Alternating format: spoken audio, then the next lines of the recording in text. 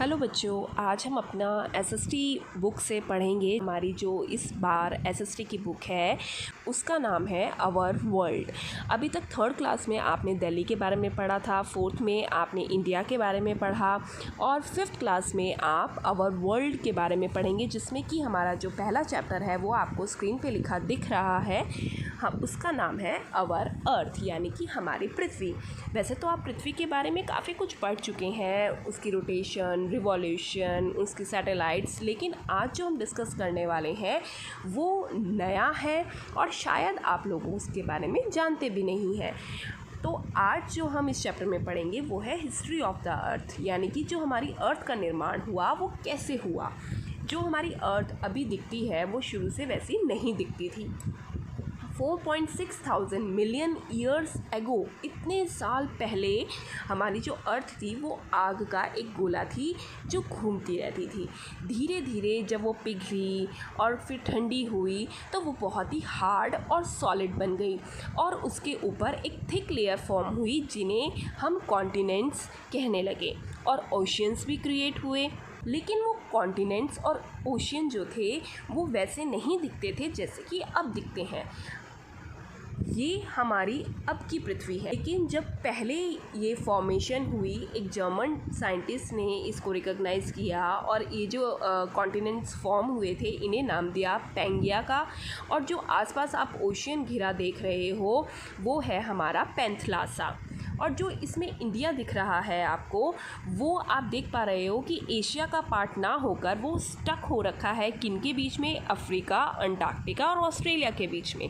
तो अभी हम पहले पढ़ते हैं इनकी डेफिनेशन, यानी कि पैंगिया और पैंथलासा की।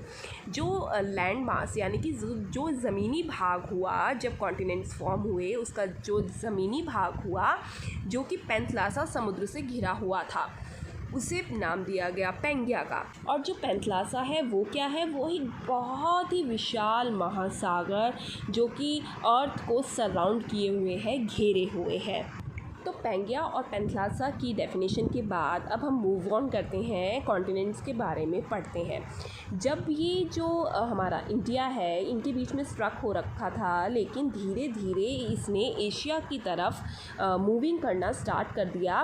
और जब वो एशिया से जाकर मिला, आपने देखा होगा जब दो चीज़ें आपस में टकराती हैं तो जो पोर्शन उनका टकराता है वो कई बार उठ के ऊपर की तरफ हो जाता है। तो जब एशिया और इंडिया इतनी ज़ोर से टकराए, कोलाइड हुए, उनमें फॉर्मेशन हुआ हिमालयन माउंटेन्स का, यानी कि जो ज़मीनी भाग उनका आपस में टकराया और वो जब ऊपर की ओर बढ़ने लगा तो उसने एक माउंटेन का रूप ले लिया जिसे हम हिमालयन माउंटेन्स कहते हैं। इसी के साथ साथ जो बाकी कॉन्टिनेंट्स थे वो भी मूव कर रहे थे। जो साउथ अमेरिका था वो मूव कर रहा था टूवर्ड्स वेस्ट की तरफ और वो अफ्रीका से दूर होता जा रहा था, जबकि जो ऑस्ट्रेलिया था वो नॉर्थ की तरफ मूव होते हुए अंटार्कटिका से दूर हो रहा था।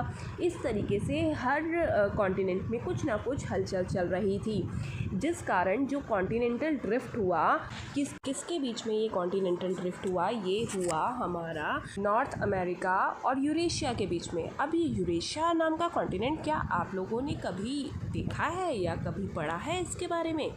नहीं, क्योंकि जो यूरेशिया है वो अब एग्जिस्ट ही नहीं करता। यूरेशिया, यूरोप और एशिया कॉन्टिनेंट्स जब मिले हुए थे तो इन्हें यूरेशिया नाम दिया गया था, यानी कि ये और कुछ नहीं, ये कॉम्बिनेशन है यूरोप और एशिया का। जैसा कि आप ये सारी स्टेजेस देख पा रहे हो जो अभी तक मैंने आपको बताया कि इस तरीके से ये जो सारे कॉन्टिनेंट्स हैं ये मूविंग कर रहे हैं।